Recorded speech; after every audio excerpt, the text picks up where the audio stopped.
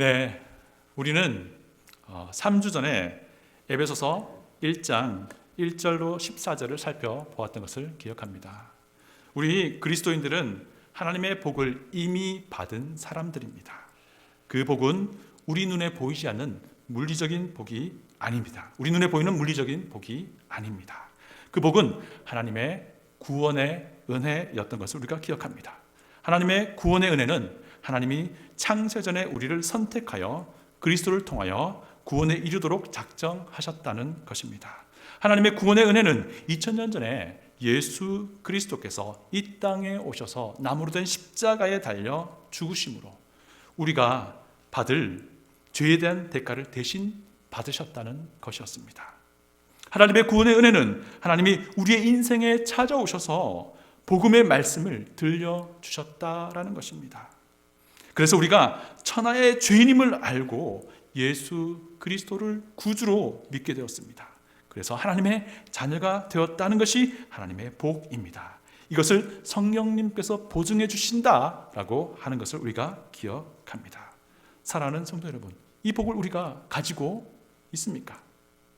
그렇다면 이 복을 우리가 누려야 할 것입니다. 이 복을 누린다라고 하는 것은 하나님 주신 이 구원의 은혜를 우리 마음 안에서, 우리의 생활 안에서 풍성히 누려가는 것인데, 바로 우리에게 구원을 허락하신 그 하나님의 거룩함을 우리의 삶 가운데 드러내며 살아간다라고 하는 것입니다. 사랑하는 성도 여러분, 이 복을 받으셨습니까? 그렇다면 이 복을 우리가 누려야 합니다. 그러나 아직 이 복을 받지 못하였다고 한다면 이 복 정말 받으셔야 됩니다. 이 복을 가지셔야 됩니다. 오직 예수님을 믿는 믿음으로만 이 복을 우리가 가질 수가 있습니다. 먼저는 우리가 죄인임을 인정해야 합니다. 그리고 죄인된 나를 대신해서 죽으셨다가 부활하신 우리 예수님을 구주로 믿어야 합니다. 우리 모두가 이 복을 우리 삶 가운데 누리기를 간절히 소원합니다. 사랑하는 여러분, 오늘 이 자리에 계신 여러분들, 그리고 화면을 통해서 함께 각 가정에서 예배를 드리는 분들, 화면을 볼 수 없어서 CD를 들으며 함께 예배드리는 이 모든 분들이 제가 믿기로는요, 이 생수교회를 정말 사랑하시는 분임을 저는 믿습니다. 그런데 오늘 우리가 이 질문을 한번 해보길 원합니다. 나는 왜 생수교회를 사랑하는가 하는 것입니다. 지금 힘들고 어렵군 이 코로나 바이러스 사태로 인해서 어쩌면 우리 마음 가운데 내가 정말 이 교회를 더 사랑하게 된다라는 마음을 가진 분들이 분명히 계실 것입니다. 그러나 우리가 한번 질문해 보아야 합니다. 나는 왜 생수교회를 사랑하는가라고 하는 것이죠. 오늘 본문은요, 바울의 기도입니다. 특히 에베소 교회의 성도들을 위한 바울의 기도인데요. 이 기도는 한 문장으로 되어 있습니다. 우리가 번역된 우리 한글 성경에는 여러 문장으로 나눠져 있는데 원래 그 그리스어 성경을 보니까 한 문장으로 되어 있습니다. 자, 여기서 우리가 왜 교회를 사랑할 수 있는지에 대한 그 이유를, 그 동기를 발견하게 될 것입니다. 먼저 15절, 16절을 같이 성경을 보면서 읽어보겠습니다. 15절, 16절입니다. 이로 말미암아 주 예수 안에서 너희 믿음과 모든 성도를 향한 사랑을 나도 듣고 내가 기도할 때에 기억하며 너희로 말미암아 감사하기를 그치지 아니하고. 15, 16절은 기도의 시작 부분입니다. 바울이 에베소 성도를 향해서 이렇게 기도하고 있는 것입니다. 내가 에베소 교회에 속한 성도들을 기억할 때마다 여러분들을 향해서 감사가 끊어지지 않는다라고 하는 것입니다. 왜냐하면요, 바울이 에베소 성도에 대한 어떤 소식을 들었기 때문입니다. 그것은 바로 에베소 성도가요, 그리스도 예수님을 향한 믿음이 있었다라는 것입니다. 어쩌면 당연한 것처럼 보이죠. 그런데 믿음만 있었다는 것이 아니라 서로를 돌아보는 그 사랑도 풍성히 있었다라고 하는 것입니다. 에베소 성도는 믿음과 사랑을 다 골고루 갖추고 있었다라고 하는 것입니다. 믿음도 사랑도 우리에겐 참으로 소중한 가치입니다. 그런데 그리스도인은요, 이 두 가지가 항상 같이 있어야 합니다. 사랑이 따라오지 않는 믿음은 그 믿음에 뭔가 문제가 있는 것입니다. 그런데요, 믿음이 없는 사랑은요, 그 세상에 어떤 누구도 할 수도 있는 것입니다. 예수 그리스도를 믿는 믿음으로 하나님의 자녀가 된 사람들은요, 자연스럽게 그 자신 안에 있는 우리의 구주 예수님의 그 사랑이 자연스럽게 흘러나오게 된다라고 하는 것입니다. 여기에 모인, 그리고 각 가정에 모인 생수교회를 사랑하는 여러분, 예수 그리스도, 우리 주님에 대한 믿음이 깊어지면 깊어질수록 우리 주변에 있는 사람들을 또한 사랑할 수 있는 그 마음이 또한 깊어지기를 간절히 원합니다. 우리가 예수님에 있는 믿음이 깊어지면 깊어질수록 우리 삶의 현장에서 만나는 이들을 사랑하는 그 사랑도 깊어지기를 간절히 원합니다. 우리 계속해서 본문을 보겠습니다. 17절부터요, 본격적으로 에베소 성도를 향한 바울의 기도가 나오는데 17절부터 19절이 기도의 사실 핵심 내용이고요, 20절부터 23절까지가 그 기도에 대한 부연 설명을 말하고 있습니다. 바울은 에베소 성도들이 하나님에 대해서 더 깊이 알기를 원한다라는 기도를 하고 있는데요, 우리 17절 보겠습니다. 10절 다 같이 성경을 보면서 읽어보겠습니다. 우리 주 예수 그리스도의 하나님 영광의 아버지께서 지혜와 계시의 영을 너희에게 주사 하나님을 알게 하시고 이것이 사실 바울이 에베소 성도들을 향한 기도의 핵심입니다. 바울의 기도는 이것입니다. 바울은 에베소 성도들이 하나님을 더 알게 해주세요 라고 기도하고 있습니다. 에베소 성도 사람들이 어떤 사람들입니까? 그들은 믿음과 사랑의 본이 되는 사람이었습니다. 그럼에도 불구하고 그들이 하나님을 더 많이 알게 해달라고 기도하는 것이 오늘 본문 말씀입니다. 안다고 하는 것은 어떤 사실만을 아는 것이 아닙니다. 성경에서 안다라고 할 때는요, 관계의 개념을 포함하고 있습니다. 안다고 하는 것은 꼬마치 남편과 아내가 서로 안다라고 하는 것과 마찬가지입니다. 우리가 하나님을 안다라고 할 때에 그것은 하나님이 어떤 분인지 그 정보를 아는 것을 포함하여서 그것을 넘어서서 그 하나님과 내가 얼마나 깊은 친밀한 관계를 가지느냐를 다 포함하고 있는 개념입니다. 우리는 더 깊어져야 합니다. 우리가 하나님을 아는 그 지식은 우리 머릿속에 있는 하나님이 어떤 분인지를 아는 지식을 넘어서는 하나님과의 친밀한 관계를 말하는 것입니다. 그리고 그런 하나님과의 우리 관계가 우리 삶에서 드러나야 할 것입니다. 에베소 성도들이 바울이 보기에는 하나님을 더 많이 알아서 더 깊은 관계를 만들기를 원하는 마음에 이 세 가지를 구체적으로 말하고 있습니다. 첫째는요, 하나님의 자녀된 자들에게 소망이 있다라고 하는 것입니다. 우리 18절을 다 같이 읽어보겠습니다. 18절 시작. 너희 마음의 눈을 밝히사 그의 부르심의 소망이 무엇이며 성도 안에서 그 기업의 영광의 풍성함이 무엇이며, 여기 첫 번째 부분 무엇인가? 그의 부르심의 소망이 무엇인지 에베소 성도들이 알기를 원한다라고 바울은 이렇게 기도하고 있는 것입니다. 부르심의 소망, 과연 무엇일까요? 성경에서는요, 하나님이 부르신다라고 할 때는 두 가지 개념을 포함합니다. 첫 번째는요, 구원으로 불러주신다라고 하는 것입니다. 두 번째는 어떤 직능 혹은 어떤 직분으로 불러주신다라고 하는 것을 포함하고 있습니다. 그런데 오늘 우리 본문에서는요, 하나님이 부르신다 할 때는 구원으로 불러주신다라는 의미를 가지고 있습니다. 오늘 본문에서는요, 하나님이 부르신다 할 때는 우리를 자녀로 부르신다라는 의미를 가지고 있습니다. 부르심에 있어서 우리 주님 예수 그리스도께서 그 중심에 있는 것을 우리가 확인하게 될 텐데요, 하나님의 자녀가 되는 길, 하나님이 우리를 구원으로 불러주시는 그 길에는 오직 한 길만이 존재합니다. 그것은 바로 우리 주 예수 그리스도, 그분을 믿는 믿음을 통해서만이 하나님의 자녀가 될 수 있습니다. 교회를 꾸준히 오래 출석하는 것이 그에게 구원을 허락하고 보증하는 것이 아닙니다. 개인적으로 우리 주님 예수 그리스도를 반드시 만나야 합니다. 오직 예수 그리스도만이 우리 구원의 길과 진리이기 때문입니다. 사랑하는 교회를 사랑하는 성도 여러분, 여러분은 예수 그리스도를 개인적으로 만났습니까? 예수 그리스도를 믿는 믿음으로만 하나님은 우리에게 자녀가 되는 길을 허락해 주셨습니다. 혹시 아직 예수 그리스도를 믿지 않고 있다면, 아직 예수 그리스도를 개인적으로 만나지 못했다고 한다면 안타깝지만 이 세상에서 가장 비참한 사람입니다. 우리 주님 예수님을 꼭 만나야 합니다. 혹시 지금 구원에 대해서 고민하고 계십니까? 혹시 지금 내가 정말 엄청난 죄인이라는 사실을 깨닫기 시작했습니까? 고민하기 시작했습니까? 그렇다면 저를 만나주십시오. 제가 하나님의 말씀으로 우리 하나님의 구원이 어떻게 이루어지는지를 알려드리겠습니다. 자녀로 부르심은 곧 그리스도 안에 있는 복입니다. 자녀로 부르심은 하늘에 속한 복입니다. 그것은 영적인 복입니다. 하나님이 자녀로 부르신 자들은 자녀로서 또한 합당한 삶을 사는 것이 마땅한 것입니다. 이것이 바로 복을 누리며 사는 것입니다. 복을 누리며 산다는 것은 이 땅에서 거룩한 삶을 살아가고자 하는 그리스도인의 매일의 싸움을 의미하기도 합니다.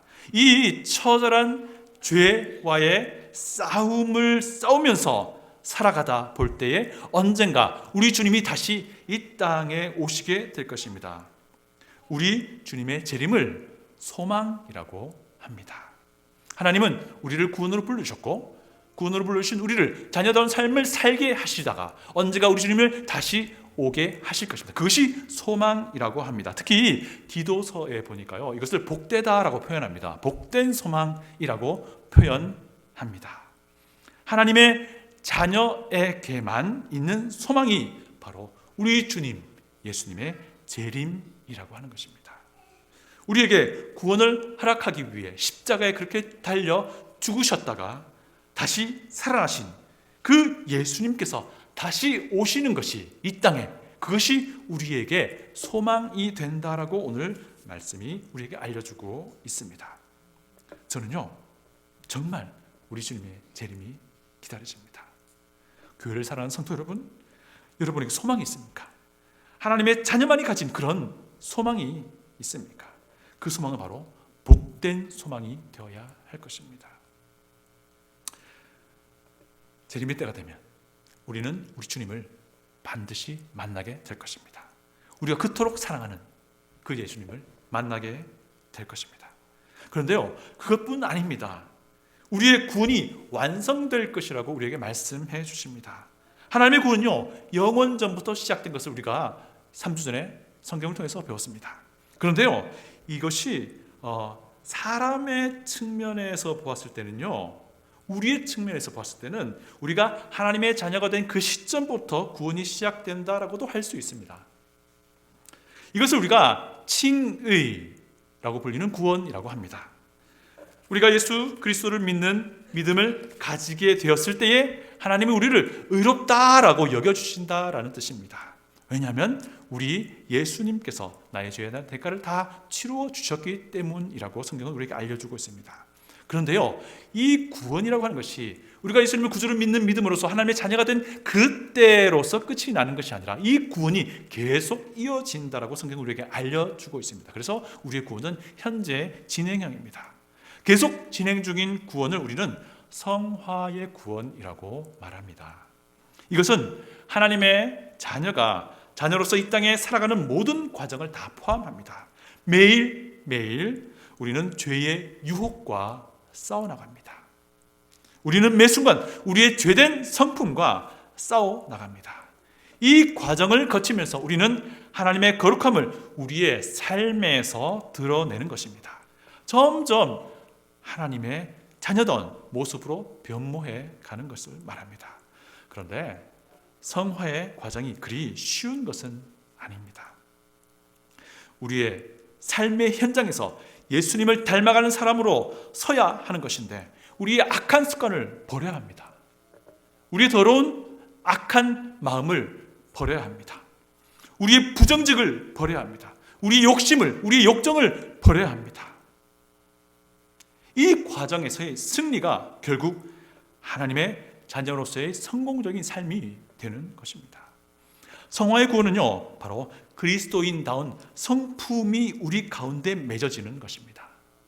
성화의 구원을 매 순간 이루어 나가는 것이 결국 성숙한 그리스도인이 되는 것입니다. 어떻게 보면요, 성화의 구원은요, 기도를 많이 하는 것과도 별개의 것이 될 수도 있습니다. 어떻게 보면요, 성화의 구원이라고 하는 것이 교회를 오래 출석하고 이런 것들이 그거는 별개의 모습이 될 수도 있습니다. 어떻게 보면요, 성화의 구원이라고 하는 것이 어떤 영적인 은사를 많이 받고 덜 받고 이런 것들과도 별개의 것이 되는 것입니다. 사실 이런 것들보다도 우리 안에 있는 그리스도인다워짐, 예수님을 닮아가는 그 모습, 그 성품, 그 품성이 맺어지는 것, 그것이 바로 우리의 구원의 성화의 모습인 것입니다.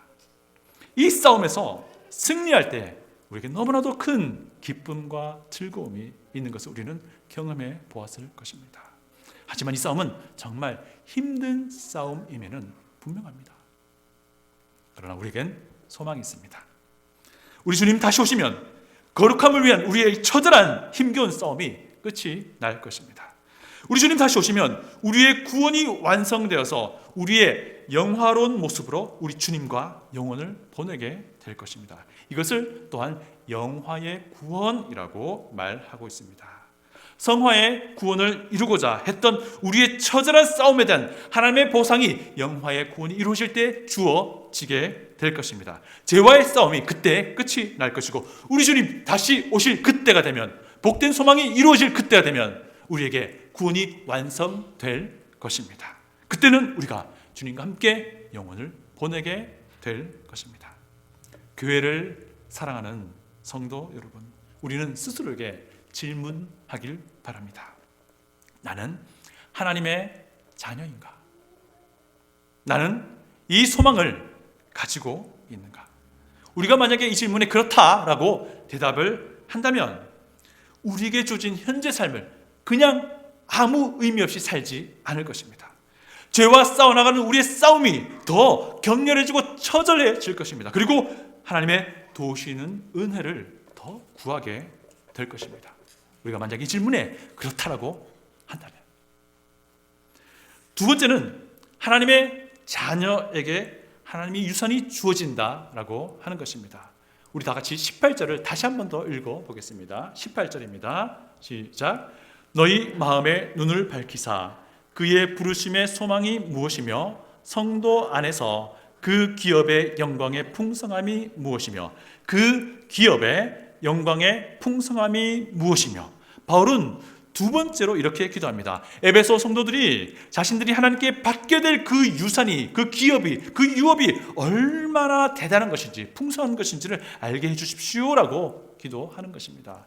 이 두 번째 기도는요, 에베소서 1장 11절과 내용상 연결이 됩니다. 1장 11절 우리 다 같이 찾아서 읽어보겠습니다. 1장 11절입니다. 모든 일을 그의 뜻에 결정대로 일하시는 이의 계획을 따라 우리가 예정을 입어 그 안에서 기업이 되었으니. 우리가 3주전에 살펴본 말씀입니다. 우리 각자가 하나님이 유업이 될 수 있다라는 의미를 가지고, 두 번째 의미는 그리스도 안에서 하나님이 우리에게 유업을 주신다라는 의미가 될 수도 있다 하는 것이었습니다. 그리스도 안에서 하나님이 우리에게 하나님의 그 유업을 물려주신다면 그 얼마나 대단하겠습니까? 사실 유산을 상속받는다라고 하는 의미는 결코 가벼운 것이 아닙니다. 요즘 많은 사람들이 자신의 그 부모로부터, 선조로부터 유업을 더 많이 물려받기 위해서 아웅다웅 싸움을 하는 것을 보는데, 사실은 그들이 물려받게 될 눈에 보이는 현물만이 그것이 다가 아닌 것입니다. 그 안에는 그 선조로부터 내려왔던 피와 땀이 있는 것이고 그 가문에 정신이 들어있는 것이 바로 유업이라고 할 수 있습니다. 바울이 지금 기도하는 것은 하나님께서 성도에게 줄 상속이 있다는 것과 그 상속이 얼마나 고귀한 것인지를, 풍성한 것인지를 알기를 원하고 있는 것입니다. 그 상속이 하나님이 주실 상속이 무엇인지 구체적으로 우리가 지금은 알 수가 없지만 분명한 것이 있습니다. 우리가 받을 상속은 하나님께로부터 올 것이라 하는 것이고 하나님이 가진 모든 것이 될 것이다 하는 것입니다. 그렇다면 우리가 받게 될 그 하나님의 유업이 얼마나 대단하겠습니까? 우리가 받게 될 하나님의 그 모든 것이 얼마나 고귀하겠습니까? 얼마나 풍성하겠습니까? 우리 주님이 다시 이곳에 오시게 될 소망이 이루어질 그때가 되면 우리는 우리 주님과 함께 공동 상속자가 될 것이라고 또한 성경은 말씀해 주고 있습니다. 우리 같이 로마서 말씀을 찾아보겠습니다. 로마서 8장 17절입니다.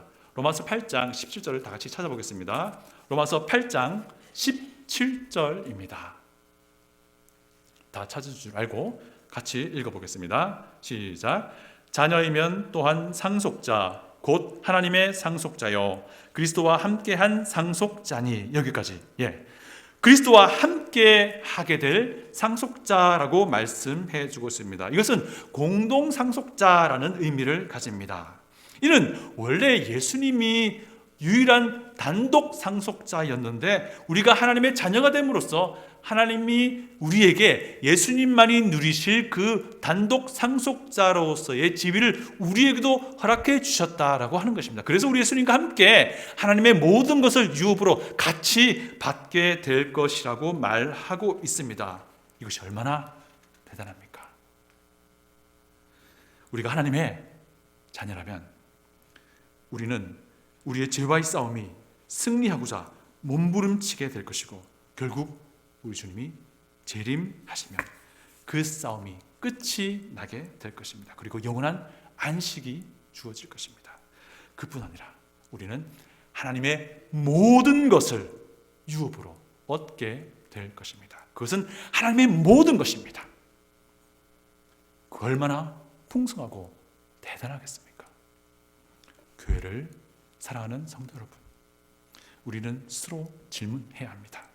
나는 하나님이 주실 우리의 그 유업이 얼마나 가치 있는지를 아는가? 나는 내 구주 예수님과 함께 하나님의 그 유업을 얻을 줄 확신하는가? 우리가 만약에 이 대답에 아멘, 그렇다라고 한다면 우리는 현재 그 성화의 구원을 위해 끊임없이 더 몸부림치게 될 것입니다. 우리는 하나님의 도우시는 그 은혜를 더욱 더 구하게 될 것입니다. 세 번째는 하나님의 능력이 얼마나 큰지를 알기 원한다라고 하는 것입니다. 다 같이 19절을 읽겠습니다. 시작. 그의 힘의 위력으로 역사하심을 따라 믿는 우리에게 베푸신 능력의 지극히 크심이 어떠한 것을 너희로 알게 하시기를 구하노라. 우리에게 베푸신 능력의 지극히 크심을 알기를 원한다라고 말씀하십니다. 이 기도는 이것입니다. 에베소 성도들이 하나님의 능력이 얼마나 위대한지를 좀 알게 해주세요. 20절부터 이 능력이 무엇인지 설명하기 시작합니다. 20절을 읽어보겠습니다. 그의 능력이 그리스도 안에서 역사하사 죽은 자들 가운데서 다시 살리시고 하늘에서 자기의 오른편에 앉히사. 바로 이 능력은 우리 주 예수 그리스도를 죽은 자로부터 부활시킨 능력이라고 말합니다. 바로 이 능력은 하나님께서 하나님의 이 능력으로서 부활하신 예수님을 하늘로 올리셔서 하나님 우편에 앉게 하신 그 능력이라고 합니다. 계속해서 21절 봅니다. 모든 통치와 권세와 능력과 주권과 이 세상뿐 아니라 오는 세상에 일컫는 모든 이름 위에 뛰어나게 하시고. 하나님의 능력은 우리 예수님으로 하여금 이 모든 것들 위에 뛰어나게 하셨다. 이 모든 것들의 왕 되게 하셨다. 이 모든 것들의 주인 되게 하셨다라고 하는 바로 그 능력입니다. 하나님의 능력으로 우리 예수님이 왕이 되셨다라고 하는 그런 뜻을 가지고 있습니다. 우리 하나님은 이 능력으로 하나님의 자녀인 우리와 함께 하시는 것입니다. 이것을 바울은 에베소 성도들이 알기를 원한다라고 기도하고 있는 것입니다. 오늘도 바울은 우리에게 말씀합니다. 우리 역시 하나님의 이 큰 능력을 알기 원한다라고 하십니다. 사랑하는 교회를 사랑하는 성도 여러분, 하나님의 자녀인가요? 그렇다면 이 위대한 능력을 우리의 삶의 현장에서 써야 되지 않겠습니까? 어떻게 쓸 수 있겠습니까?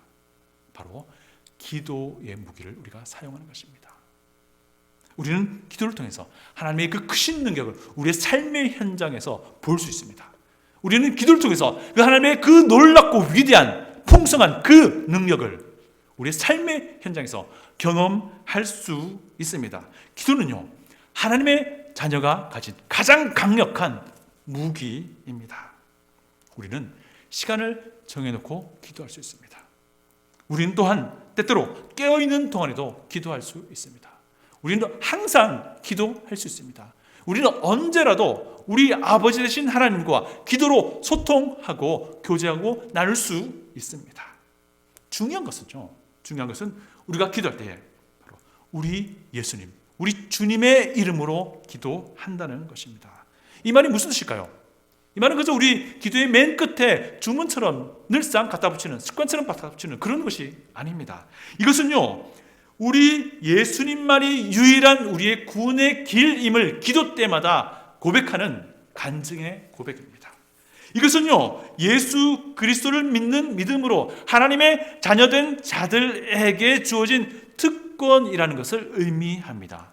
하나님의 크신 능력은 우리 주님 그리스도를 통해서만 가능하다는 것을 우리가 매 기도 때마다 고백하며 나아가는 것입니다. 이처럼 하나님의 그 크신 능력도 우리 주님 예수 그리스도께서만을 통해서 우리에게 우리 삶에 이룰 수 있게 하는 것입니다. 교회를 사랑하는 성도 여러분, 우리는 또한 스스로 질문해야 합니다. 나는 하나님의 크신 능력을 확신하는가? 우리가 만약에 이 질문에 그렇다라고 한다면 우리는 우리의 더러운 습관을 끊어버리고자 하나님께 무릎을 꿇고 기도하게 될 것입니다. 우리의 더러운 입술을 정결케 해달라고 하나님께 무시로 기도하게 될 것입니다. 우리는 하나님의 능력을 안다면 우리는 무릎 꿇고 항상 하나님께 하나님의 은혜를 구할 것입니다. 하나님의 능력으로 내 삶을 변화시켜달라고 기도하게 될 것입니다. 오늘 여기에 앉아 계신 여러분들은 제가 믿기로 우리 생수교회를 정말 사랑하는 분입니다. 화면을 통해서 각자의 처소에서 같은 마음으로 생수교회 안에서 함께 예배드리는 모든 분들이 하나님을 정말 사랑하는 분입니다. 사정이 되지 않아서, 여의치 않아서 CD를 들으면서 한 마음으로 함께 예배드리는 여러분들 모두가 이 생수교회를 정말 사랑하는 분임을 저는 믿습니다. 다들 오랜 기간 동안 생수교회를 묵묵히 지켜오셨고 다들 피와 땀을 흘려 이 교회를 섬겨 오셨습니다. 그 노력과 수고를 우리 하나님은 반드시 기억할 것임을 저는 믿습니다. 교회를 사랑하는 성도 여러분, 이제 우리가 이렇게 질문하기 원합니다. 나는 왜 생수교회를 사랑하나? 내가 생수교회를 사랑하는 그 동기가 과연 무엇인가? 한번 좀 고민해 볼 필요가 있습니다. 계속해서 22절과 23절을 읽겠습니다. 다 같이 읽도록 하겠습니다. 22절, 23절입니다.